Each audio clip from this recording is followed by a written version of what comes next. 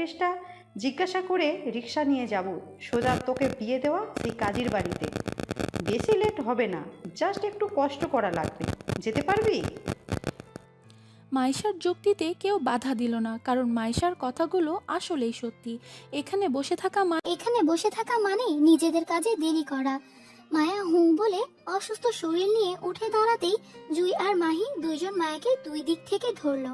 তারপর যতটা পারে দ্রুত হেঁটে একটা অটো রিক্সা নিয়ে চলল পাঁচজন কাজী অফিসের উদ্দেশ্যে।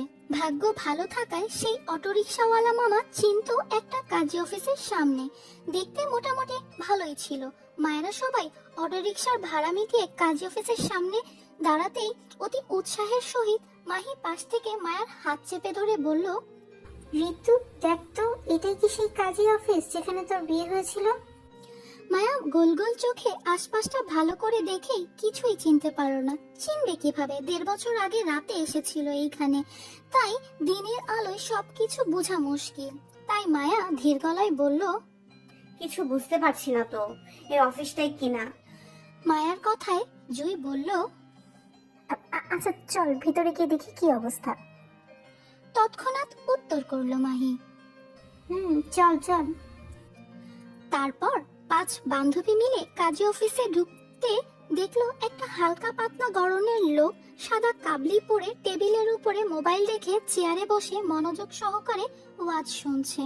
একত্রে মায়াদের 5 বান্ধবীকে ঢুকতে দেখে চমকে উঠে থতমত খেয়ে যান তিনি। ছোটখাটো রুমের কাজী অফিসটা পুরো খালি। বোঝাই যাচ্ছে আজ তাদের কোনো কাজ নেই, হয়তো আজ কোনো বিয়ের ফাংশন হাতে ছিল না, তাই অফিসে অবসর সময় পার করছে ফোন চালিয়ে তিনি। মায়াদের 5 বান্ধবীকে দেখে অভিনবে দ্রুত ফোন বন্ধ করে পাশে রেখে মায়াদের দিকে তাকিয়ে সালাম দিয়ে প্রথমে জিজ্ঞাসা করলেন, আসসালামু আলাইকুম। জি, আপনারাই কি বিয়ে করানোর কাজে এসেছেন নাকি তালাকের পরামর্শে? জড়তায় মায়েরা একের পর এক মুখ চাওয়াচাওয়ি করলো, কিন্তু মাইশা মায়াদের সবাইকে উপেক্ষা করে সাহসিকতার সঙ্গে এগিয়ে গেল লোকটার সম্মুখে এবং বলল, জি, আসলে আমরা আপাতত আপনার কাছে তালাকের পরামর্শের জন্যই এসেছিলাম। আসলে আপনাদের এখান থেকে 1.5 বছর আগে 2017 সালের নভেম্বরের 3 তারিখে আমার এক কাজিন বোনের বিয়ে হয়েছিল। এখন ওরা ছাড়াছাড়ি চায়, কিন্তু আমার বোনের কাছে কাবিননামার কোনো কপি নেই। সেই জন্য আপনাদের কাছে টাকা দিয়ে পাঠিয়েছি আমাদের কাবিননামা একটা কপি নেওয়ার জন্য। আপনি প্লিজ একটু কষ্ট করে 2017 সালের নভেম্বরের 3 তারিখের বিয়ের কাবিননামাটা চেক করে আমাদের সেই কাবিননামাটা একটু দেবেন প্লিজ।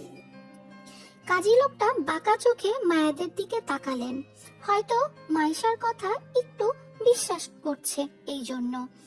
লোকটা চেয়ার ছেড়ে উঠে দাঁড়ালো, মায়াদের বসতে বলে পাশের রুমে গেল এবং 5 মিনিট পর ফিরে এলো মোটা তাজা একটা রেজিস্টার বিয়ের খাতা নিয়ে।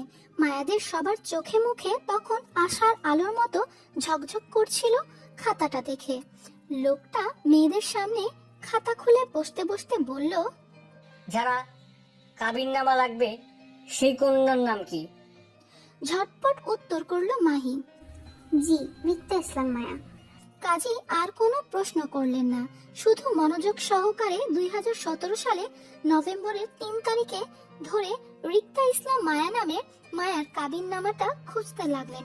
এর ফাঁকে মাহি কাজী সাহেবকে মায়ার নামটা বলে মায়াকে খুঁজিয়ে বলল, ঋতু, আমি নামটা ঠিকঠাক বলেছি তো? না মানে তুই এই নামেই বিয়েটা করেছিস নাকি অন্য কোনো নামে? না, এই নামেই করেছি। তার মানে আমি তোর নামটা ঠিকঠাক বলেছি, তাই তো? আরে বাহ, দারুণ তো, আন্দাজে বকা মেরে ফেললাম। মাহির কথার অর্থ না বুঝে কপাল কুঁচকে তাকাতেই মাহি ফের বলল, ও আচ্ছা, ভালো কথা। ঋতু দেখ তো, এই লোকটাই কি ছিল সেদিন রাতে তোকে বিয়ে দেওয়ার কাজীটা? মাহির কথায় চোখ ছোট ছোট করে তাকালো মায়ার সম্মুখে বসা কাজীর দিকে। 1.5 বছর আগে স্বামীর চেহারাটাই মনে করতে পারেনি, সেখানে বিয়ে পড়ানো কাজীর চেহারাটা কিভাবে মনে রাখবে? তারপরও মায়ের যতটুকু স্মরণ আছে, সেদিন রাতে মায়াদের বিয়েটা দিয়েছিল একটা মোটা তাজা বেশ বয়স্ক লাল দাড়িওয়ালা বৃদ্ধা লোক ওনার নিজের বাড়িতে, কোথায় কাজী অফিসে নয়। অসম্মতি দিয়ে বলল, না, ইনি সেই কাজী নন।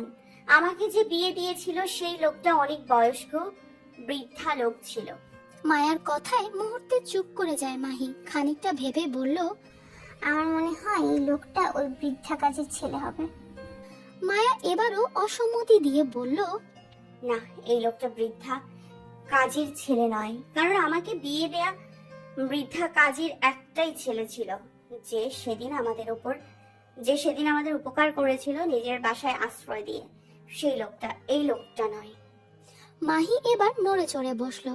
চোখে মুখে হতাশা দেখা গেল ওর। খানিকটা দ্বিধা নিয়ে বলল, তাহলে আমার মনে হয় লোকটাই অফিসের স্টাফ হবে।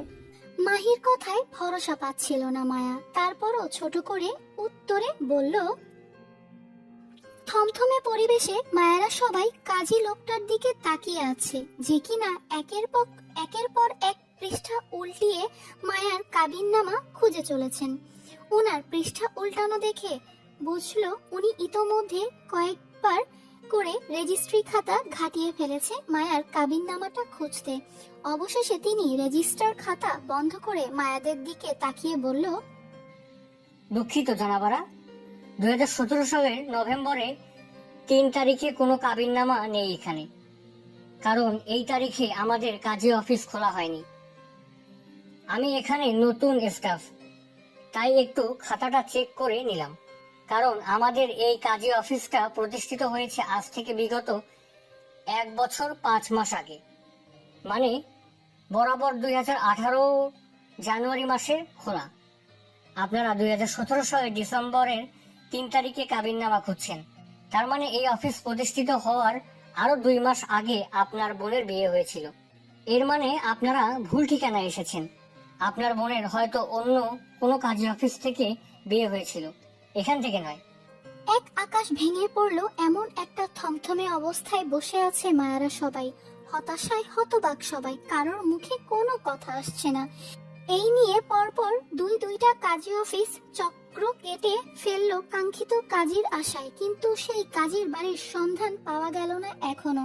সবাই থমথমে ভাবের রেশ কাটিয়ে জুই আগ্রহ গলায় বলল, আচ্ছা, এর আগে কি আপনারা নিজেদের বাসায় বিয়ে পড়াতেন? আপনাদের বাসার কি কোনো রেজিস্টার খাতাপত্র আছে কিনা একটু দেখবেন প্লিজ। জুইয়ের অধৈর্য গলায় চোখ ঘোরালো কাজীর দিকে। তিনি জুইয়ের ব্যাকুলতা বুঝে বলল, আমাদের এর আগে মসজিদ ব্যতীত অন্য কোথাও বিয়ে দেওয়া হয়নি জনাবা, আর এটা আমাদের একমাত্র পুরাতন রেজিস্ট্রি খাতা। এর বাইরে আমাদের অন্য কোনো নোট খাতা নেই। ও, তাহলে মনে হয় আমরাই ভুল ঠিকানায় চলে এসেছি। এক গুমট হতাশা ছেয়ে গেল সবার মাঝে। মায়াদের নিরাশা যেন চারপাশ থেকে ঘেরা। জুই চুপ হয়ে যেতেই মাইশা বলল, আচ্ছা, ওই কাজী অফিসের বাইরে কি আর কোনো কাজী অফিস আছে আশেপাশে? আছে। এই এলাকার পশ্চিম দিগন্তে সৈয়দ কাজীর অফিস আছে, আপনারা সেখানে খোঁজ করে দেখতে পারেন। আমরা সেখান থেকেই এসেছি মাত্র। ওনারাই আমাদের এখানে অফিসের ঠিকানা দিয়েছে। ওদের কাছেও আমাদের কাঙ্ক্ষিত কাবিননামা পাইনি। তাহলে দুঃখিত জনাবা, আর কোনো কাজী অফিস নেই এই এলাকায়। আপাতত এই দুটোই আছে। আপনারা হয়তো ভুল এলাকায় এসেছেন মনে হয়। একলাশ হতাশা নিয়ে উঠতে চাইলো সবাই, কিন্তু মায়া উঠল না। কারণ মায়াকে যে ওই দিন রাতে বিয়ে দিয়েছিল ওই কাজীর নামটা না জানলেও ওনার ছেলে হাফেজ সাহেবের নামটা ঠিকই মনে আছে মায়ার। উনি মায়াদের সেদিন রাতে সাহায্য করেছিল। হয়তো এখন ওনার নামটা বললে বাকি পরিচয়টা পেয়ে যাবে। তাই মায়া প্রশ্ন করে ফেললো, আচ্ছা, আপনি হাফেজ সাহেব নামে কাউকে চেনেন এই এলাকায়? মায়ার কথায় সবাই উঠতে গিয়েও উঠল না, বরং কৌতূহল চোখ ঘোরালো মায়ার দিকে। কাজী সাহেব মায়ার প্রশ্নে তিনিও একটা প্রশ্ন করলো মায়াকে। কোন হাফেজ সাহেবের কথা বলছেন আপনি? কোন পাড়ার হাফেজ? মায়ার কথায় উনি দ্রুত সম্মতি দিয়ে বলল, আচ্ছা আচ্ছা, আপনি কাজী মোল্লা হুজুরের কথা বলছেন? হুজুরদের ইমামতি করতে যে ওনার কথা বলছেন না? সঠিক জানে না এই লোকটাই কিনা, তারপরও শেষ আশা মনে করে সম্মতি দিয়ে বলল, জি অবশ্যই, আমি এক্ষুনি অ্যাড্রেসটা লিখে দিচ্ছি। তবে এখান থেকে বেশ দূরে নয় হুজুরের বাড়ি, 5 মিনিটের পথ গেলেই সামনে পেয়ে যাবেন হুজুরের বাড়ি। লোকটার থেকে কাগজের টুকরোটা হাতে নিয়ে উঠে দাঁড়ালো। মায়ার সাথে সাথে বাকিরাও উঠে দাঁড়ালো। সবার চোখে মুখে কৌতূহলের তীক্ষ্ণতা। হয়তো জানতে চাচ্ছে মায়া কাজীর নামটা এতক্ষণ যাবৎ ওদেরকে কেন বলল না। আসলে নামটা মায়ার নিজেরও স্মরণে ছিল না, আন্দাজে ঢিল মারলো আর কি। এবার আন্দাজ করাটা সত্যি কিনা সেটা লোকটার বাড়িতে গিয়ে বুঝতে পারবে। অনেক চেষ্টায় অবশেষে সফল হলো মায়েরা। মায়াকে বিয়ে দেওয়া সেই কাজীর বাড়িতে পৌঁছতে সক্ষম হলো। এই মুহূর্তে মায়েরা সবাই দাঁড়িয়ে আছে সেই হাফিজ সাহেবের বাড়িতে। এই বাড়ি থেকেই মায়ার বিয়ে হয়েছিল 1.5 বছর আগে সেই অপরিচিত লোকটার সাথে। অবশেষে স্বামী নামক লোকটার পরিচয় পেতে যাচ্ছে বলে বুকের ভেতর অজানা একটা অস্থিরতা কাজ করছে। বুকটা ধুকপুক করছে ক্ষণে ক্ষণে। মায়ারা হাফিজ সাহেবের বাড়ির উঠোনে দাঁড়িয়ে আছে। মায়াদের ঠিক সামনে দাঁড়িয়ে আছে সুমন নামক হাফিজ সাহেবের বড় ছেলে। এই ছেলেকে মায়ার বিয়ের রাতে একটু করে দেখেছিল হাফিজ সাহেব আর দাদা কাজী মোল্লার পেছনে দাঁড়িয়ে থাকতে। ছেলেটার চেহারাটা মনে ছিল না, তবে এখানে এসে ছেলের কথাই একটু আধটু মনে করতে পারছে। এই মুহূর্তে শুধু যে মায়ার মনে টান টান উত্তেজনা কাজ করছে এমনটা নয়, বর্তমানে সবার মাঝেই মায়ার মতো উত্তেজনা কাজ করছে। আর সেই উত্তেজনা থেকেই সুমন নামক ছেলেটি মায়াদের কাছে আসতেই প্রথম প্রশ্নটা করলো মাহি। আমরা অনেক দূর থেকে হাফেজ সাহেবের কাছে এসেছি ভাইয়া, উনি কি বাসায় আছে? বোরখা পরিহিত মায়াদের 5 কন্যাকে এক পলক চোখ বুলালো ছেলেটি। এতগুলো মেয়ের সাথে একত্রে কথা বলতে বেশ ইতস্তত দেখালো তাকে। এই জন্য মায়াদের থেকে চোখ সরিয়ে তাকালো মাহির দিকে। বিনীতর সহিত বলল, জি না, আব্বু নরসিংদীতে নেই, উনি রাজশাহীতে আছে, আজ বিগত 2 মাস ধরে। সুমি ছট করে প্রশ্ন করে বলল, উনি ওইখানে কি করেন? কবে আসবেন? জি, ওইখানে আমাদের আমবাগানের দেখাশোনা করেন আব্বা, তবে কবে আসবে বলতে পারছি না। ছেলেটির কথায় জুই বলল, আসলে আমরা অনেক বিপদে পড়ে আপনার বাবার কাছে এসেছিলাম সাহায্যের জন্য। আপনার বাবা আমার ছোট বোনের বিয়ে দিয়েছিল 1.5 বছর আগে আপনাদেরই বাড়িতে, এজন্য ওনার সাথে জরুরি ভিত্তিতে দেখা করতে চাই আমরা। জুইয়ের কথায় হালকা কপাল কুঁচকালো ছেলেটি। তীক্ষ্ণ দৃষ্টিতে মায়াদের সবাইকে এক পলক দেখে বলল, বিয়ে পড়ানোর কাজ তো আমার আব্বা করতো না, দাদা করতো। আপনার বোনের বিয়ে যদি আমার বাড়ি থেকে হয়ে থাকে তাহলে সেটা আমার দাদা ভাই দিয়েছেন, আমার আব্বা না। ছেলেটির কথায় তৎক্ষণাৎ মায়ার স্বর্ণাভে আসলো সেই বৃদ্ধা কাজী সাহেবের কথা। হ্যাঁ, উনি মায়াদের বিয়ে দিয়েছিলেন ওনার ছেলে নিয়ে। উনি মায়াদের বিয়ে দিয়েছিলেন ওনার ছেলে নয়। তাই মায়া ঝটপট উত্তরে বলল। বিস্ময়ে ছেলেটি মায়ার দিকে চমকে তাকালো। মায়ার হুটহাট কথায় যেন ছেলেটি চমকে গেল। মায়ার বান্ধবীরাও চমকিয়েছে একটু। মায়ার এমন ভাবে নিজের বিয়ের কথাটা ফাঁস করে দিবে ওরা হয়তো ভাবেনি, কারণ এখানে আসার আগে মায়াদের কথা ছিল কেউ যেন ভুলেও না বলে মায়া সেই পাত্রী যার কাবিননামা তোড়জোড় করে খুঁজে চলেছে মায়ারা। এই ওয়াদা কেউ ভঙ্গ করেনি, বরং মায়া উত্তেজনায় মুখ ফসকে বলে ফেলে। মায়ার হুটহাট এই মুখ স্লিপ করার বিষয়টির জন্য না জানি কোন দিন বড় ধরনের বিপদে সম্মোহনী হয় মায়া, আল্লাহ জানে। মায়ার বান্ধবীদের কড়া দৃষ্টি এড়াতে মায়া ছেলেটির দিকে তাকালো। ছেলেটি বিষণ্ণ কাটিয়ে বলল, আমার দাদা বেঁচে নেই, উনি আগুনে পুড়ে মারা গেছে। আজ বিগত 1 বছর 4 মাস হয়েছে। সেই থেকেই আমার দাদার কাজে অফিসটা বন্ধ। সুমন নামক ছেলেটির কথায় মাথা চক্কর দিয়ে উঠল সবার। তৎক্ষণাৎ হতাশার ঘোর চোখে মুখে ফুটে উঠল। এত কষ্ট করেও কি অবশেষে অচেনা লোকটার পরিচয় পাবে না? এই কাজী সাহেবই তো চিনতো মায়ার স্বামী নামক ছেলেটাকে। এখন তিনি মারা গেছেন, এবার কিভাবে পৌঁছবে ওই লোকটা অবধি?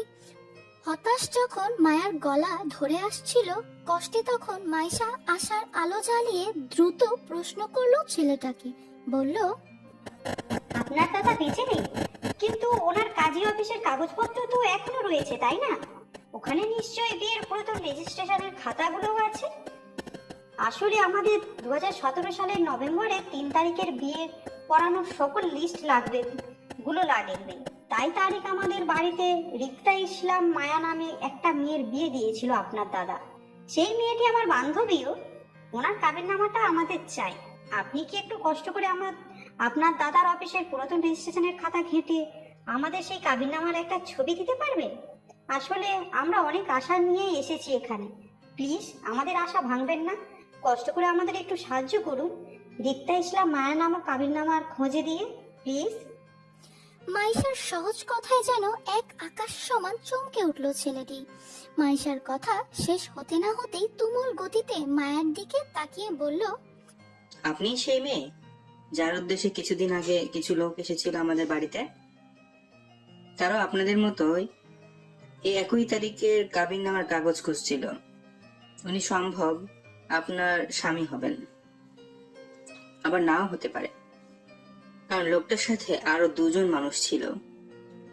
একই কালো পোশাক পরিয়ে তো, তাই ঠিকঠাক বলতে পারছিলাম না লোকটা আপনার স্বামী হবে কিনা। ছেলেটির কথায় এবার মায়াদের মাথায় আকাশ ভাঙল। সর্বনাশ, সেই অচেনা লোকটা মায়ার খোঁজ করছে, কিন্তু কেন? মায়াকে দিয়ে তার কি প্রয়োজন? নিশ্চয়ই খারাপ কোনো মতলব হতে পারে।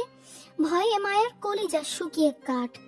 সেই সাথে তুমুল উত্তেজনা দেখালো মায়ার এক একজন বান্ধবীদের ফেসে। ওরা একে একে ছেলেটিকে প্রশ্ন করতে লাগলো। প্রথমে মাহি বলল, আপনি কি ওনার কাবিননামার কাগজটা দিয়ে দিয়েছেন? না, দেইনি। কারণ ছেলেটিকে বলতে না দিয়ে তাড়াহুড়ো সুমি বলল, ভেরি গুড, দেননি। যান, কাবিননামা কাগজটি আমাদের জন্য নিয়ে আসুন। যান যান। মায়াকে দেখিয়ে ছেলেটি বলল, ওনার কাবিননামার কাগজটা আমার কাছে নেই। সেটা তো আবারও ছেলেটিকে বলতে না দিয়ে মাইশা বলল, নেই মানে? কাবিননামার কাগজ দিয়ে আপনারা কি করেছেন? কাজী অফিসে না বিয়ের কাবিননামার একটা কাগজ থাকে, তাহলে আপনাদের কাছে থাকবে না কেন বলুন? সবার এত এত প্রশ্নে ছেলেটি এবার বেশ বিরক্ত হয়ে বলল, প্লিজ আমাকে বলতে তো দিন। আপনারা সবাই এত প্রশ্ন করলে আমি উত্তর দিব কিভাবে?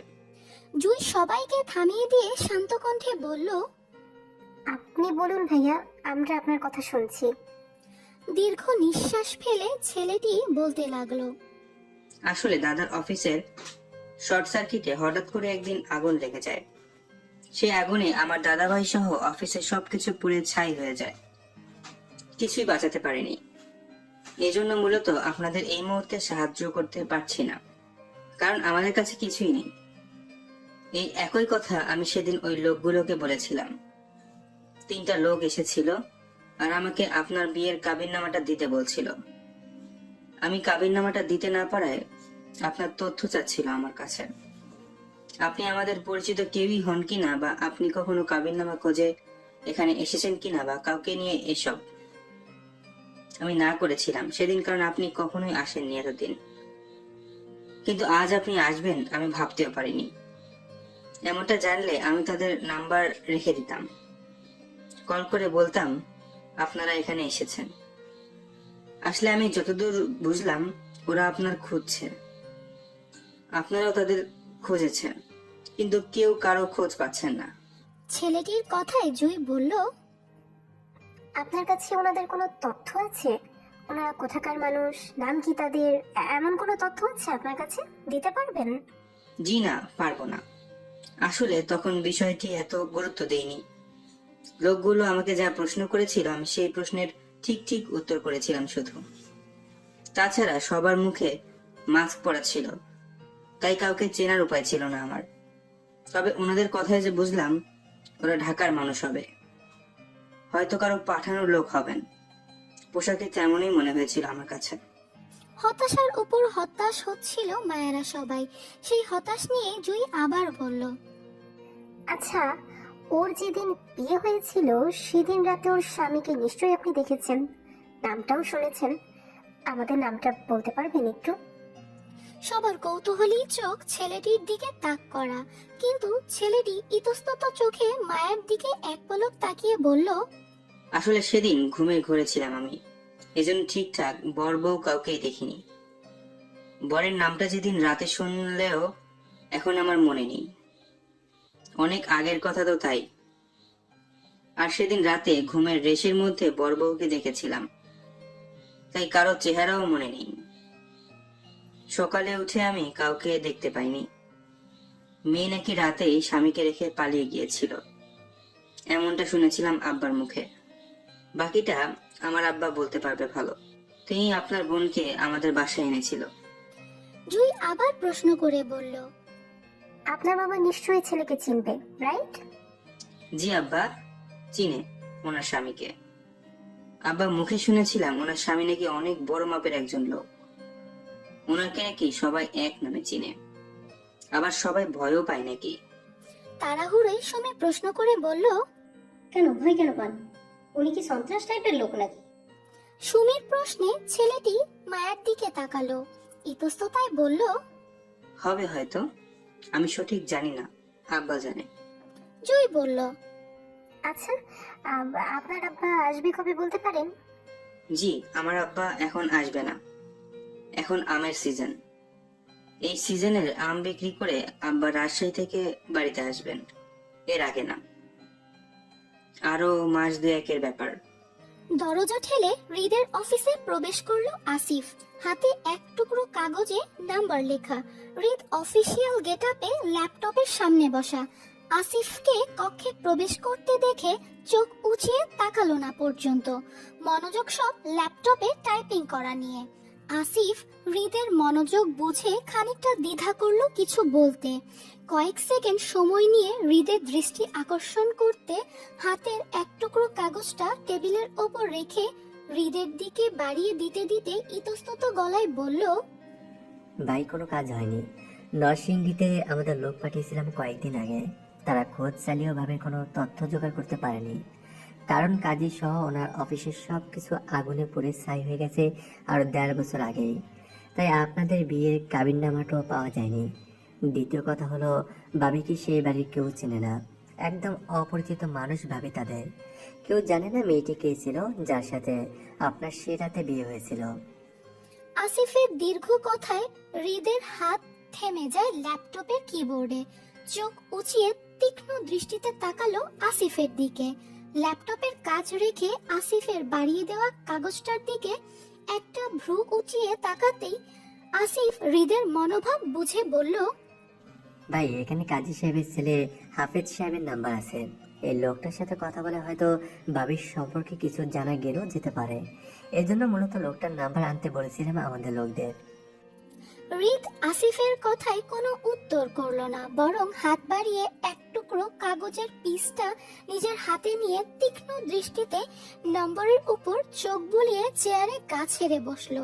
নম্বরের দিকে তীক্ষ্ণ দৃষ্টিতে তাকিয়ে থেকে আসিফের উদ্দেশ্যে বলল, তোর ভাবির লুকোচুরি খেলাটা আমার আর ভালো লাগছে না আসিফ। কি করি বলতো? তোর ভাবিকে যত খুঁজতে যাই ততই সে আমার হাতের বাহিরে যাচ্ছে, এতে আমার ইন্টারেস্ট আরো বাড়ছে। তুই তো জানিস নিষিদ্ধ জিনিসের প্রতি আমার কতটা আকর্ষণ। না, তোর ভাবিকে দুটো থাপ্পড় মারার জন্য হলো আমাকে তাকে দরকার। যা তো এই নাম্বারের লোকটাকে তুলে নিয়ে আয় তো। শালার যতদিন বউকে দুটো থাপ্পড় না মারবো ততদিন শান্তি নেই। যা লোক পাঠা। হৃদের গা ছাড়া কথায় আসিফ চোখ ছোট ছোট করে তাকায় হৃদের দিকে। বউকে দুটো থাপ্পড় মারার জন্য হৃদ খান এত তোড়জোড় করে অনুসন্ধান করে বউকে খুঁজছে, বিষয়টি ভাবতেই সে অবাক। মূল কথা, আসিফের যুক্তিতে আসলো না হৃদের বউকে থাপ্পড় মারার জন্য খোঁজা বিষয়টা। মেয়েটিকে থাপ্পড় গুলোই বা মারবে কেন? মেয়েটির বা কি দোষ? এমন তো না যে হৃদ খান ভালোবাসে বউকে খুঁজে পাওয়ার জন্য, বা তার ভালোবাসার বিয়ে করা বউ হঠাৎ পালিয়ে গেছে, কোনোটাই না। আবার এমনটাও না যে মেয়েটিকে পেলে হৃদ খান তাকে নিয়ে খুশি খুশি সংসার করবে, তেমন কিছুই করবে না। তাহলে শুধু শুধু মেয়েটাকে থাপ্পড় মারবে কেন? কি অপরাধ মেয়েটির?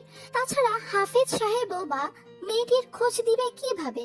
আসিফ যতটুকু বুঝতে পারছে, অচেনা মেয়েটিকে খোঁজ হাফেজ সাহেব কেন?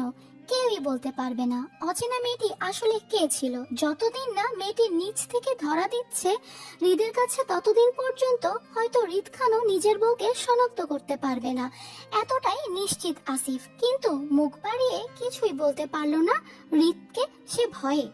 তাই শুধু হাত বাড়িয়ে হৃদ থেকে হাফেজ সাহেবের নাম্বারটা নিতে নিতে সম্মতি দিয়ে বলল, জি ভাই, কাজ হয়ে যাবে। অবস্থানটা হৃদের গুলশানের বাড়িতে। এখানে হৃদের এক রাত বসবাস বডিগার্ড ও বেশ কিছু ছেলেদের নিয়ে।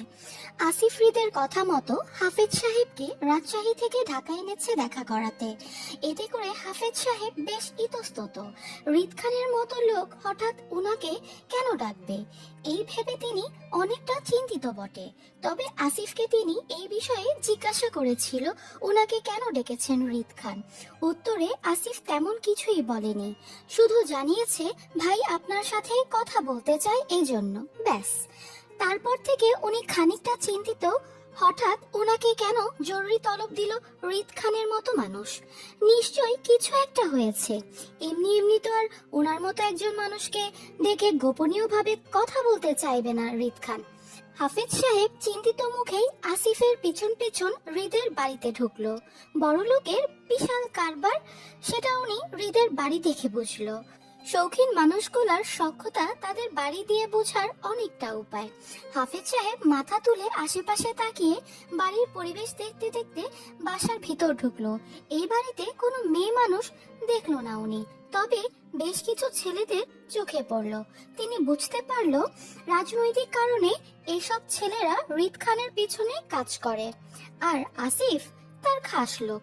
হাফেজ সাহেব আসিফের পিছন পিছন যেতে যেতে আবারও একবার বাড়ির আশেপাশে তাকিয়ে হৃদ খানের পরিবারকে খুঁজলো, বিশেষ করে হৃদের বউকে। কারণ হৃদ খানের বিয়েটা তাদের বাড়ি থেকে হয়েছিল, ওনার বাবা দিয়েছিলেন। এতদিনে নিশ্চয়ই হৃদ খানের সন্তান হয়ে গেছে, হওয়ার কথা। বিয়ে তো হয়েছে অনেক দিন হলো, প্রায় 2 বছরের কাছাকাছি। তিনি আশেপাশে থেকে দৃষ্টি সরিয়ে তাকালো আসিফের দিকে। আসিফকে পেছন থেকে ডেকে হৃদ খানের পরিবার বা বউয়ের কথা জিজ্ঞেস করবে কিনা এই নিয়ে খানিকটা দ্বিধায় পড়ল। নেতাদের বউয়ের কথা জিজ্ঞেস করলে যদি তারা রেগে যায়, এই ভয়ে চুপ হয়ে গেলেন তিনি। শুধু আসিফকে অনুসরণ করে ড্রয়িং রুম অবধি গেল। সেখানেও বেশ কিছু ছেলেরা বসে আছে, হাতে পেপার কালেকশন নিয়ে হয়তো কিছু তথ্য জোগাড় করছে তারা। আসিফকে দেখতে পেয়ে তারা সালাম দিল। আসিফ সালামের উত্তর দিয়ে তাদেরকে বাহিরে যেতে বলে হাফেজ সাহেবকে একা ড্রয়িং রুমে বসিয়ে দিয়ে গেল সিঁড়ি ধরে দোতলায় হৃদের রুমে।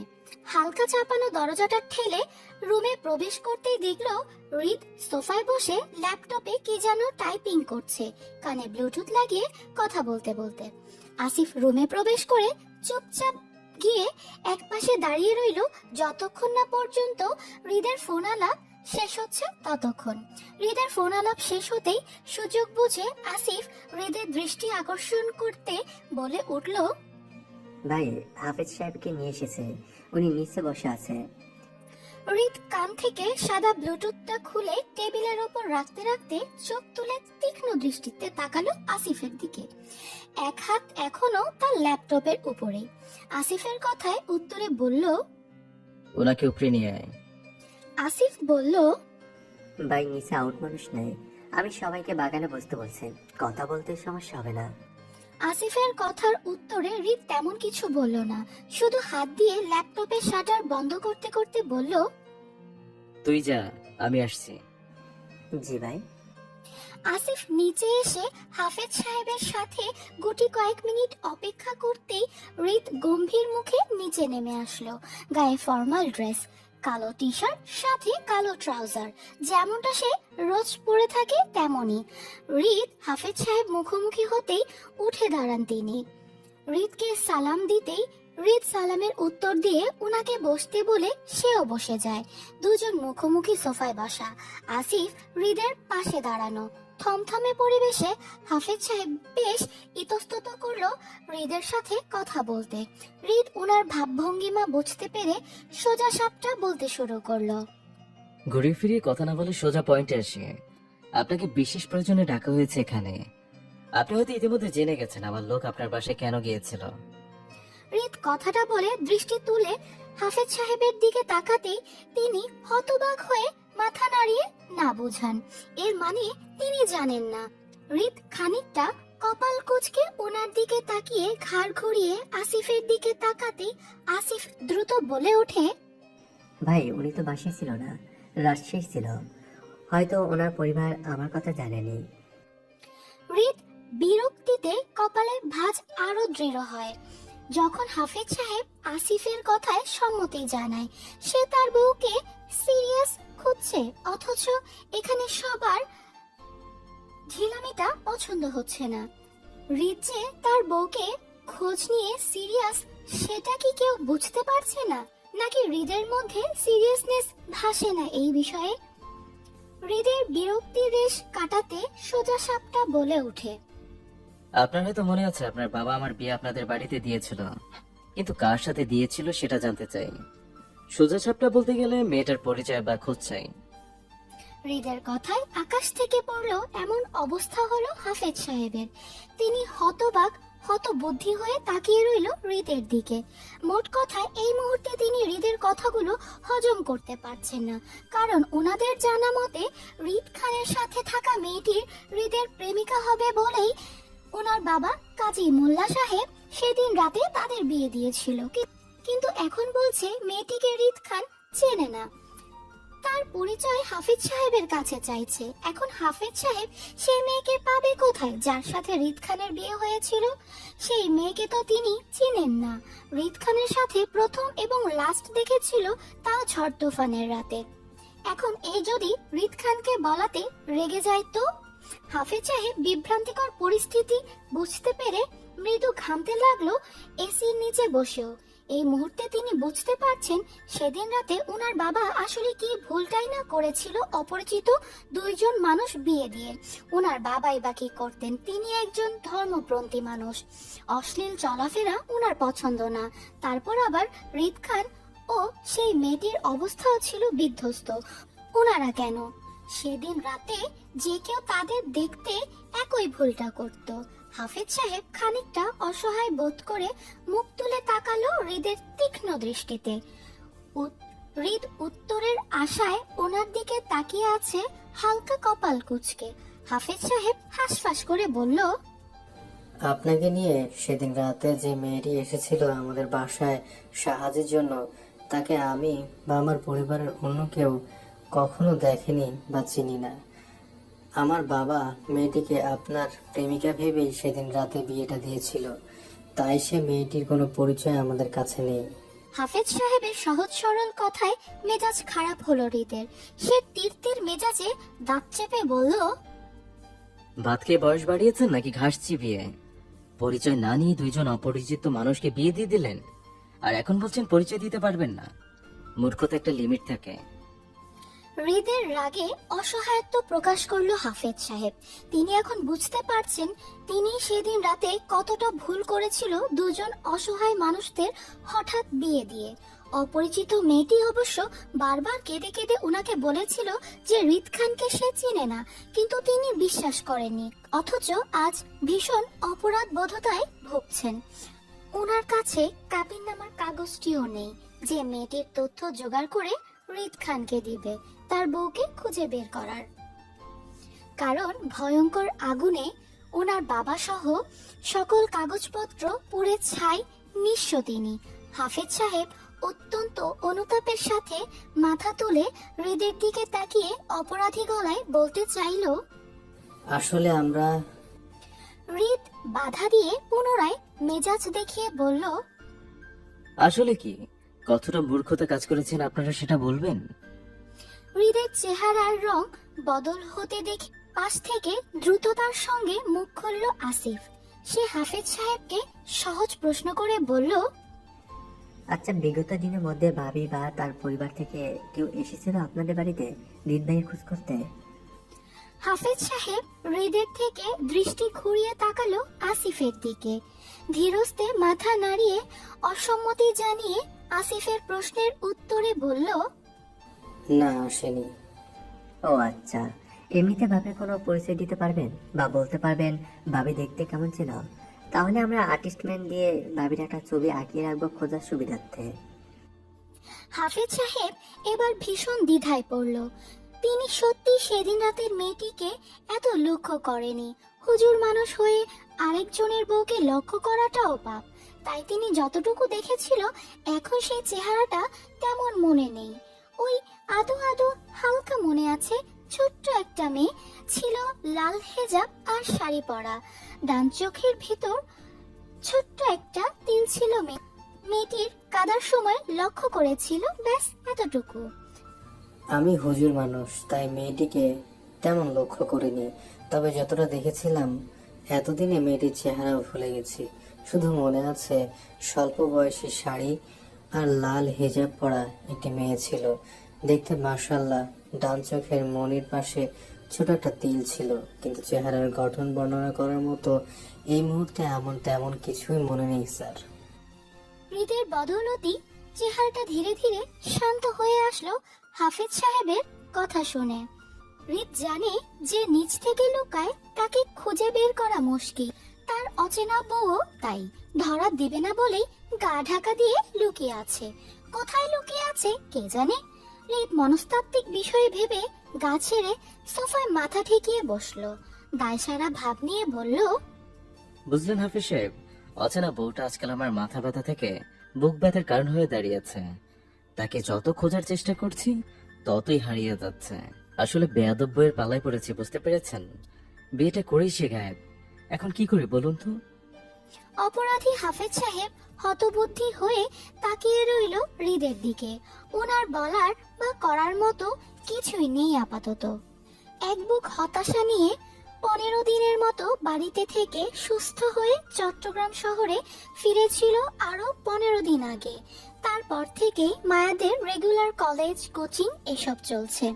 রোজকার রুটিন মাফিক পড়াশোনা, কাজটাও চলছে।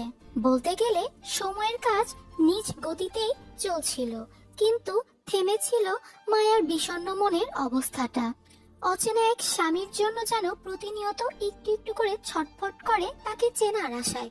লোকটা দেখতে কেমন হতে পারে সেই চিন্তা করতে করতে একটা কাল্পনিক চিত্র এঁকে ফেলেছে মায়া মনে মনে। অচেনা স্বামীকে নিয়ে সারাক্ষণ চিন্তা করতে করতে লোকটার প্রতি কেমন যেন অদৃশ্য টান অনুভব করে আজকাল। বলতে গেলে মায়ার মনে ছোট্ট একটা ঘর তৈরি হয়েছে লোকটার জন্য, যাকে খুঁজে পাওয়া মায়ার সাধ্যের বাইরে। সেদিন নরসিংদী থেকে হতাশ হয়ে ফিরলেও মায়া ফিরেছিল অসুস্থ মন নিয়ে তীব্র কষ্টে।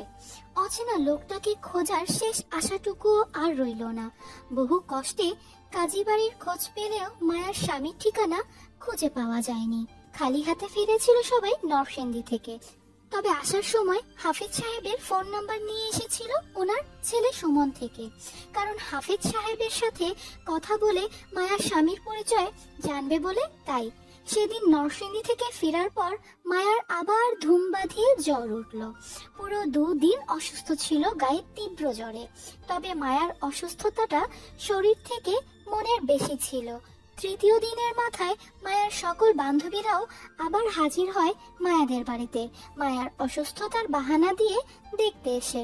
তারপর 5 বান্ধবী মিলে রুমের দরজা বন্ধ করে ফোন দিল হাফেজ সাহেবের ফোনে। উদ্দেশ্য ছিল মায়ার স্বামীর খোঁজ করা, কিন্তু ভাগ্য খারাপ হলে যা হয় তাই হলো। সেদিন থেকে আজ পর্যন্ত হাফেজ সাহেবের ফোনটা মায়ারা বন্ধ পাচ্ছে। প্রতিবারই নট রিচেবল বলছে ফোনের অপর পাশ থেকে। নরসিংদীর ঘটনার পর থেকে আজ প্রায় 15 দিন হয়ে গেল। এই 15 দিনে না হলেও মায়া কয়েকশো বার ফোন লাগিয়েছে হাফেজ সাহেবের ফোনে, কিন্তু প্রতিবারই একই কথা, নট রিচেবল। এই যে এখনো তাই বলছে। বুক ভারী তীব্র কষ্টে মায়ার মাঝে মধ্যে হাউমাউ করে কাঁদতে ইচ্ছা করে। এমনটা কেন করে তাও বোঝে না মায়া। এমন না যে স্বামীকে মায়ার খুব প্রয়োজন বা তাকে ভালোবাসে মায়া, এমন কিছুই না। তারপরও লোকটাকে খুঁজে না পাওয়ার আকাঙ্ক্ষা থেকেই মায়ার কষ্টটা হয়। মানুষ বলে না, যে জিনিস কষ্ট করে অর্জন করতে হয় তার কদর থাকে দীর্ঘদিন, চিরস্থায়ী। মায়ের ক্ষেত্রেও তাই। লোকটাকে খোঁজার তীব্র আকাঙ্ক্ষা ও না পাওয়ার কষ্টটা ধীরে ধীরে মায়ার অস্তিত্বের সাথে বিচরণ করাচ্ছে। সে কেমন হবে জানে না, হয়তো জুয়ের কথা মতো নেশাখোর খারাপ লোকও হতে পারে। তবে দিন যত যাচ্ছে তাকে না দেখে ততই যেন আরো বেশি যন্ত্রণা করছে। মায়ার এমনটা হচ্ছে তাকে খুঁজে পাওয়ার আকাঙ্ক্ষা থেকে। দীর্ঘশ্বাস ফেলে হাতের মুঠোয় চেপে ধরা ফোনটিতে আবারও একবার ডায়াল করলো হাফেজ সাহেবের নাম্বারে। বরাবরের মতোই ফোনের ওপাশেই মহিলাটি একই কথা বলতে বুক চিরে দীর্ঘশ্বাস বেরিয়ে এলো কষ্টে। জুই আয়নার সম্মুখে থেকে নিজের হিজাব মাথায় বাঁধতে বাঁধতে চোখ উঠিয়ে আয়না দিয়ে মায়ার দিকে তাকাতে দুজন চোখাচোখি হয়ে গেল। জুই মায়ার বিষণ্ণ চেহারাটা দেখে মনের অবস্থা বুঝতে পেরে আয়না দিয়ে তাকিয়ে বলল, ফোন যাচ্ছে না হাফিজ সাহেবের নাম্বারে। না। ও। জুই পুনরায় মায়াকে আর কিছুই জিজ্ঞেস করলো না, বরং নিজের হিজাব বাঁধায় মনোযোগী হলো। কারণ এখানে বলার মতো কিছুই নেই। হাফিজ সাহেবকে রোজই কল দেয়া হয়। জুই রোজ একবার করে হাফিজ সাহেবকে কল করলেও মায়া লুকিয়ে 100 বারের উপরে দেয়। জুই নিজের কাজের মনোযোগ হলো আর মায়া কল করাতে মনোযোগ হলো। কারণ আর কিছুক্ষণ পরে মায়া আর জুই আরিফের সাথে চট্টগ্রামের বিশেষ মেজবান খেতে যাবে আরিফের এক বড় ভাইয়ের বাসায়। মায়াদের কোচিং সেন্টারের সকল ছাত্ররাও যাচ্ছে সেই বড় ভাইয়ের বাসায়। তবে আসিফ মায়াকে আর জুইকে সঙ্গে করে নিয়ে যাচ্ছে কারণ আরিফের সেই বড় ভাইয়ের পরিবার থেকে নাকি মায়াদের দুজনকেও নিয়ে যাওয়ার দাওয়াত এসেছে। মায়া জানে না আরিফের বড় ভাইকে, আর না জানতে চায়। তবে মায়া যতটা আরিফকে জানে, আরিফ কখনো তার ফ্রেন্ডের বাসায় বোনদের নিয়ে যাওয়াটা পছন্দ করে না। বন্ধুদের আলাদা রাখে বোনদের কাছ থেকে। আরিফ সকল বন্ধুত্ব বাসার বাহিরে হয়, মায়াদের সামনে নয়। কিন্তু এবার কেন আরিফ তার বড় ভাইয়ের পরিবার কথায় মায়াদের নিয়ে যাচ্ছেন তাও জানে না।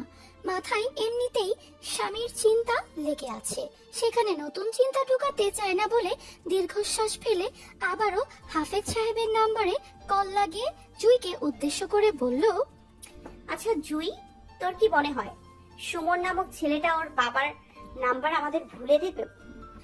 মায়ার কথায় জুই হিজাবের ভিতর পিন সেট করতে করতে আয়না দিয়ে তাকিয়ে বলল, মনে হয় না ছেলেটা এমন কাজ করবে। প্রথমত ছেলেটা সত্যি সত্যি আমাদের হেল্প করতে যাচ্ছিল, এজন্য দেখলি না সে নিজে তার বাবার নাম্বার দিয়েছে আমাদের। তাহলে ওর বাবার নাম্বারটা বন্ধ কেন বলছে? কল যাচ্ছে না কেন? মায়ার অসন্তুষ্টি কথায় হাত থেমে যায় জুইয়ের। কপাল কুঁচকে ঘাড় ঘুরিয়ে সরাসরি তাকালো মায়ার দিকে সন্দেহভাজক দৃষ্টিতে। তুই কি কোনো কারণে তোর অচেনা স্বামীর জন্য অস্থির হচ্ছিস ঋতু? মিস করছিস লোকটাকে? জুইয়ের প্রশ্নে খানিকটা হাসফাস করলো মায়া। সত্যি বলতে মায়ার কাছে এই প্রশ্নের উত্তর নেই আপাতত। লোকটাকে মিস করছে এটা সত্য, তবে জুইকে বললে ও রেগে যাবে, এই জন্য মিথ্যা বলল। মায়ার কথা জুইয়ের বিশ্বাস হলো, তাই দ্বিতীয়বার আর প্রশ্ন করলো না, বরং প্রসঙ্গ পাল্টিয়ে জিজ্ঞাসা করে বলল, যেভাবে আছিস সেভাবে যাবি নাকি হিজাব করবি? হাতের ফোনটা বিছানায় রাখতে রাখতে বলল, হিজাব করব। এদিকে আমি করে দিচ্ছি। চট্টগ্রামের মেজবান নাকি স্পেশাল হয়। সত্যি আজ নিজের চোখে দেখলো। মায়া জীবনে এই প্রথম ছিল চট্টগ্রামের কোনো মেজবানের আশা, তাও চট্টগ্রাম আসনের মন্ত্রী বাসায়। উফ, বুঝতে পারছেন মায়া কোথায় এসে পড়েছে? ঘুরে ফিরে মায়া রিদ খানের দাদার বাড়ি চলে আসলো। মায়া কল্পনাতেও ভাবেনি আরিফ মায়াদের রিদ খানের বাপদাদার বাড়িতে নিয়ে আসবে মেজবান খেতে। যদি জানতো তাহলে মায়া কখনোই আসতো না, একদম নিষেধ করে দিত যাবে না বলে। কিন্তু ফাটা কপাল মায়ার, এখানে এসেও প্রথমে বুঝেনি এটা যে রিদ খানের বাবার বাড়ি। বুঝেছে কখন জানেন? যখন রিদ খানের বাপদাদারে দেখলো তখন ভেবেছিল হয়তো মায়াদের মতো ওনারাও এখানে ইনভাইটেড ছিল। কিন্তু পরে যখন দেখলো এই অনুষ্ঠানের সকল মানুষজন আগে ওনাদের সাথে দেখা করে ভিতরে যাচ্ছে আর বাহিরে আসছে, তখনই সন্দেহ হলো। কিন্তু পরে যখন দেখলো আরিফ মায়াদের নিয়ে আগে আসিফ নামক লোকটার সাথে দেখা করলো, তখনই মাথায় আকাশ ভাঙলো মায়ার। বুঝতে পারলো আসিফ নামক রিদ খানের বডিগার্ড লোকটাই মায়াদের ইনভাইট করেছিল এখানে আসতে, এবং এখানে আসার পর আসিফ বলল মায়াদের নিয়ে ভেতরে যে বসতে। ইস, কি বিভ্রান্তিকর অবস্থা যে রিদ খান মায়াকে 1 মাস আগে অপমান করে শাসিয়েছিল তার সামনে না পড়তে। ভাগ্যের ফেরে আজ মায়া সেই রিদ খানের বাড়িতে এসে বসে আছে। না জানি আবার কখন এই লোকটার সামনে পড়ে যায়। আসিফ যখন এই অনুষ্ঠানে আছে তার মানে রিদ খানও মায়ার আশপাশে কোথাও আছে। আবার আল্লাহ আল্লাহ করে হৃদের সামনে না পড়লেই বাঁচে। ভরপুর মানুষের মধ্যে মায়া আশেপাশে তাকিয়ে রিদ খানকে খোঁজার চেষ্টা করলো অস্বস্তিতে পড়ে।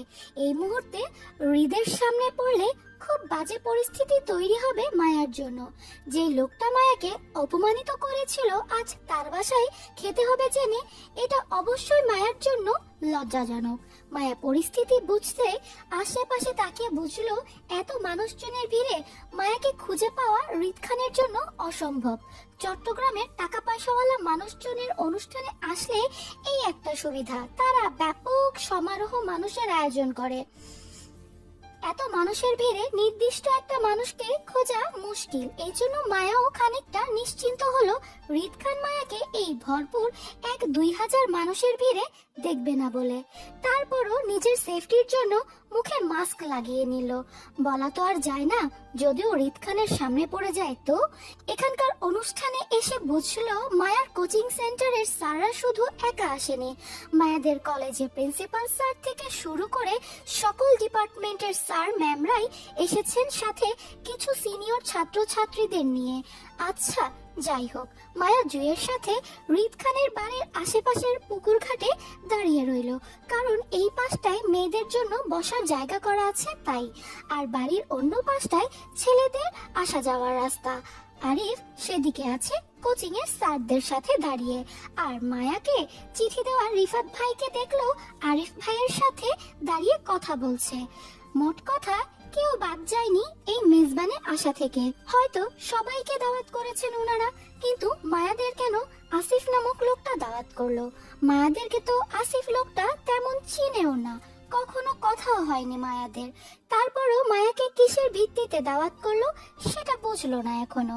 মায়ার ভাবনার মাঝে হঠাৎ একটা মোটা তাজা ছেলে এগিয়ে আসলো মায়াদের দিকে। সব মেয়েদের উদ্দেশ্য করে জানালো মায়েরা সবাই খাবার প্যান্ডেলের দিকে যেতে। সবাই উঠে দাঁড়ালো, সাথে মায়াও গেল মেয়েদের জন্য বরাদ্দ করা আলাদা প্যান্ডেলে। জুয়ের পাশাপাশি বসলো। মায়াদের টেবিলে আরো 7-8 জনের মতো মেয়ে মহিলা মিলিয়ে বসলো। একের পর একে ওয়েটার এসে মায়াদের টেবিল ভর্তি খাবার দিয়ে যাচ্ছিল। প্লেট নিয়ে সবাই খেতেও শুরু করে দিয়েছে, অথচ মায়া না মাস্ক খুলছে আর না খাওয়া শুরু করছে, শুধু খাপটি মেরে বসে রইল চেয়ারে। তার কারণ একটাই, রিদ খানের বাসায় কিচ্ছু খাবে না মায়া।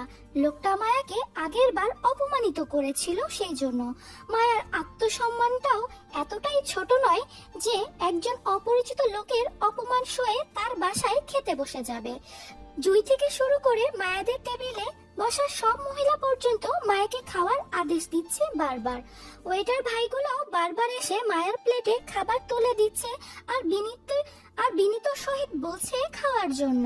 মায়া বরাবরই সবাইকে বলছে খাবে না, শরীর খারাপ লাগছে। আর জুইকে বাহানা দিল পেট খারাপের কথা বলে। টেবিলে বসা সবাই খেলো মায়াকে ছাড়া। একটা সময় জুইয়ের খাওয়া শেষ হতেই ওকে নিয়ে বের হলো প্যান্ডেলের ভিতর থেকে। আরিফকে দেখলো আশেপাশে কোথাও নেই, বুঝলো ওরা বোধহয় খাওয়ার প্যান্ডেলে আছে। মায়া আর মাথা ঘামালো না, জুইকে নিয়ে সেই পুকুর ঘাটেই বসলো। আশ্চর্যজনকভাবে মায়া রিদ খানকে দেখলো না আশেপাশে কোথাও। লোকটা কি নিজের বাড়িতে আসেনি নাকি? অবশ্য যে তেরা মানুষ না আসাটাও অস্বাভাবিক কিছু না। এদিকে ক্ষুধায় সত্যি সত্যি পেট শব্দ করে গুড়গুড় করছে মায়ার, সেই সাথে ফ্রিতে মাথাও ঘুরাচ্ছে গরমে। মায়ার বেশিক্ষণ ক্ষুধা সহ্য হয় না বলেই মাথা ব্যথা উঠে যায়। মায়ার অবস্থা যখন নাজেহাল, তখন হুট করে কোথা থেকে রিফাত এসে বসলো মায়াদের পাশে বেশ হাসি মুখে। রিফাতের হাতে ছিল একটা ঠান্ডা পানির বোতল। মায়া প্রথমে রিফাতের সাথে কথা বলতে চায়নি, কিন্তু পানির বোতলটা দেখে আর কথা না বলে থাকতে পারলো না। পানির তৃষ্ণাটা পেয়েছে অনেক, তাই রিফাতের থেকে পানির বোতলটা চেয়ে নিয়ে মাস্ক খুলে ঢকঢক করে কয়েক ঢুক গিলে গলা ভিজিয়ে নিল। এবার পেটে ক্ষুধার সাময়িক সময়ের জন্য কিছুটা নিবারণ হলো। আবারও ক্ষুধা লাগলে পানিটা খেতে পারবে বলে রিফাতকে আর বোতলটা ফিরিয়ে না দিয়ে নিজের কাছে রেখে দিল।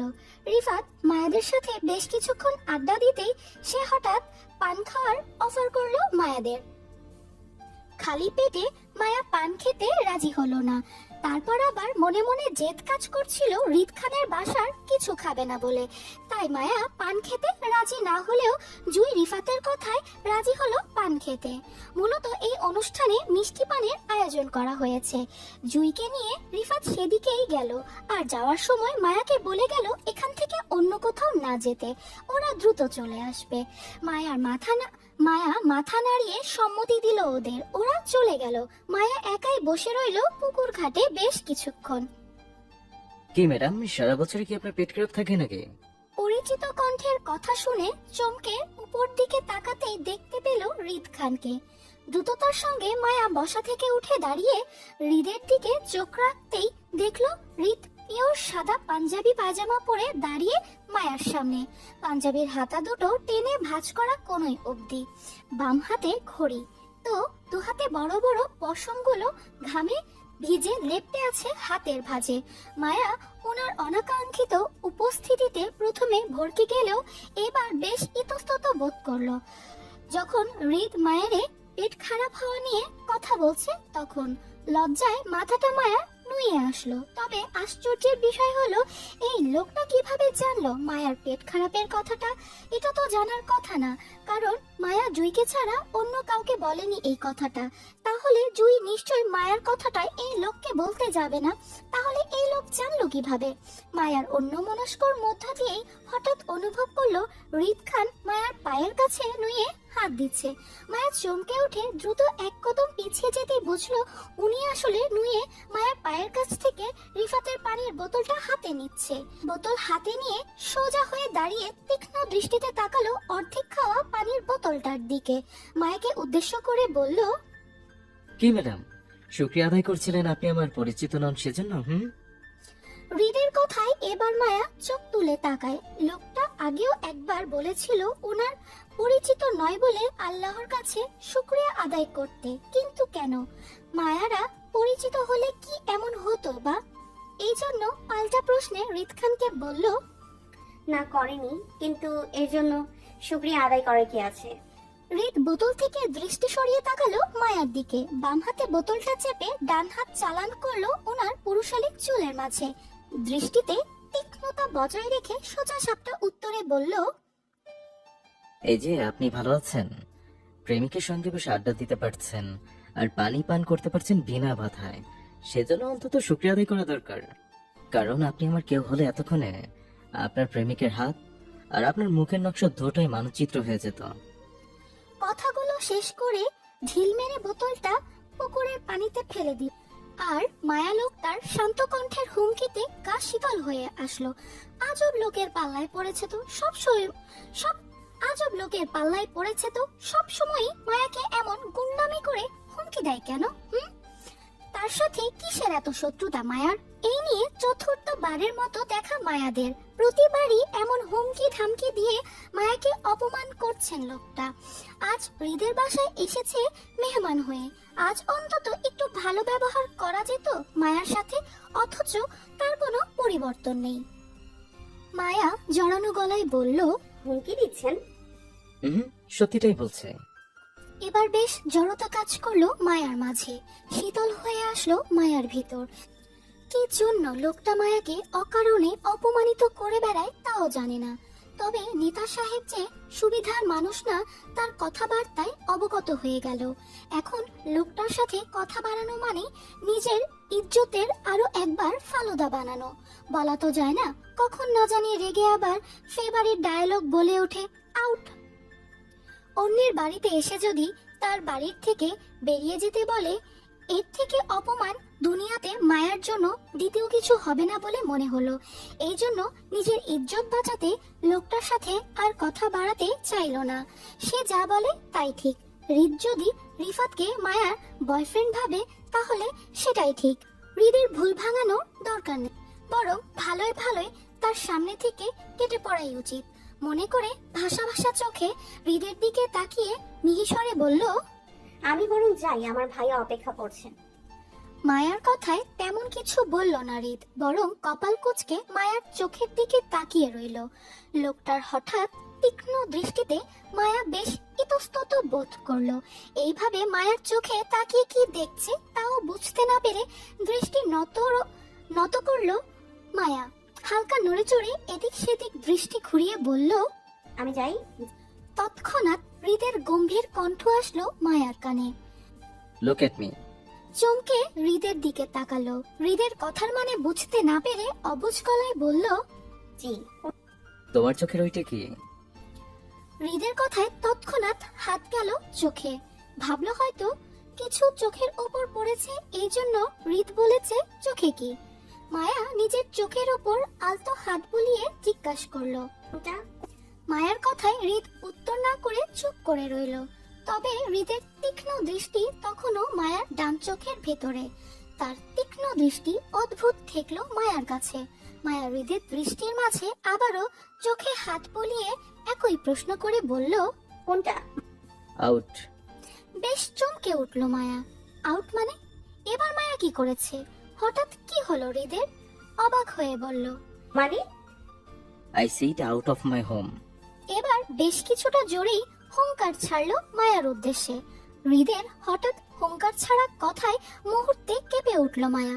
অপমানের ঘরে চোখের জল গড়ায় তৎক্ষণাৎ। অতি কষ্ট চেপে রাখার অভিজ্ঞতা নেই মায়ার, তাই বৃথা চেষ্টা করে দুহাতে মুখ চেপে ধরলো কান্না থামাতে। কিন্তু ততক্ষণে মায়ার হিচকি উঠে যায়। হালকা শরীর নড়ে উঠছিল মায়ার অনবরত হিচকিতে। তারপরও তীব্র কান্নায় জায়গা ছেড়ে চলে যেতে পারছিল না অপমানে লজ্জিত হয়ে। মায়ার হঠাৎ কান্নায় যেন রাগটা আরো বাড়ল হৃদের, তাই দুহাত মুষ্টিবদ্ধ করে দাঁতে দাঁত চেপে মায়ার উদ্দেশ্যে শুধালো, বেয়াদব। কথাটা বলে আর দাঁড়ালো না। যে পথে এসেছিল সেই পথ ধরে ততক্ষণে চলেও গেল তীর মেজাজে। এই লোকটার যত রাগ সব কেন মায়ার জন্য হয় তাও জানে না, আর এখনই বা কেন হঠাৎ করে মায়ার উপর রেগে গেল তাও বুঝলো না। অপমানের ঘরে ততক্ষণে মায়ার কান্নার বেগটা না চাইতেও যেন আরো বেড়ে গেল। মায়া কিছু না করেও লোকটার কাছ থেকে বেয়াদব ট্যাগ পেল, অথচ লোকটা বারবার মায়াকে অপমান করেও তিনি আদব কায়দার মানুষ, আর মায়া বেয়াদব। সেদিন প্রচন্ড অপমানে অপমানিত হয়ে রিফাত নিয়ে ফিরেছিল বাসায়। মায়ার সঙ্গে অবশ্য জুই ছিল। আরিফ মায়াদের সাথে আসতে পারেনি, কারণ কোচিং এর স্যাররা নাকি কি আলোচনা সভা করবে হৃদ খানের পরিবারের সাথে। এজন্য আরিফ সেদিন বেশ রাতে ফিরেছিল সেখান থেকে। কিন্তু মায়ার কান্নাকাটি দেখে রিফাতকে দিয়ে জুইকে তখনই পাঠিয়ে দিয়েছিল বাসায় মায়ার সাথে। মায়ার হঠাৎ কান্নার কারণটা অবশ্য জানতে চেয়েছিল সবাই। উত্তরে মায়া শুধু পেট ব্যথার কারণ বলে চালিয়ে দিয়েছিল। তখন হৃদ খানের দাদা বাড়ি থেকে আসার সময় হৃদ খানকে আর কোথাও দেখেনি। ইভেন এখনো তার সাথে মায়ার দেখা হয়নি।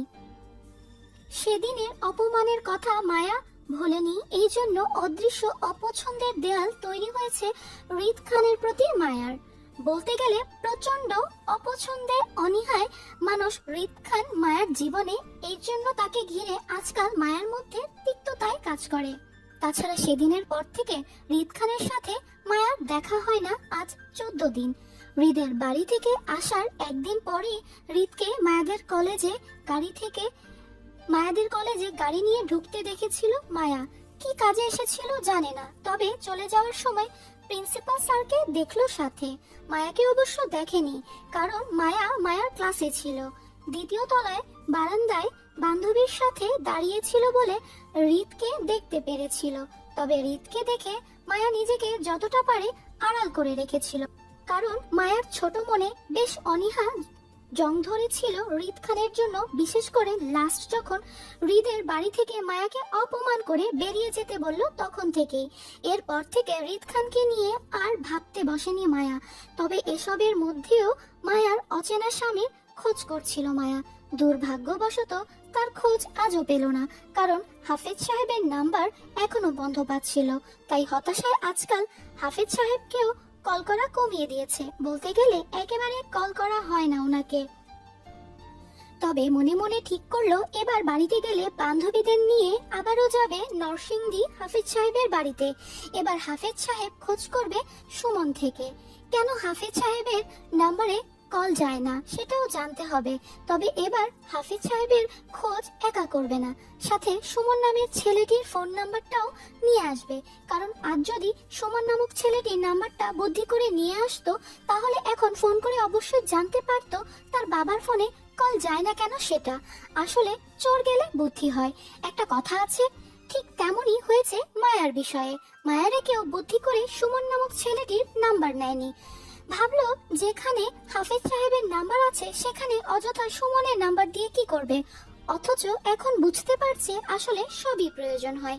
তখন বোকামি না করলে এখন আবারও যেতে হতো না নরসিংদীতে। এই জন্য আজকাল মায়ার টিফিনের টাকাগুলো না খেয়ে জমিয়ে রাখছে ছোট পার্সে। সবার নরসিংদী যাতায়াত ভাড়া, দুপুরে খাবার বিল সব টাকা মায়া দিবে বলে।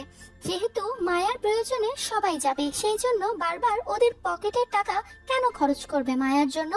অবশ্য মায়ার তাদের খরচ বহন করা উচিত। কেউ তো আর রুজি করে না, তাই না?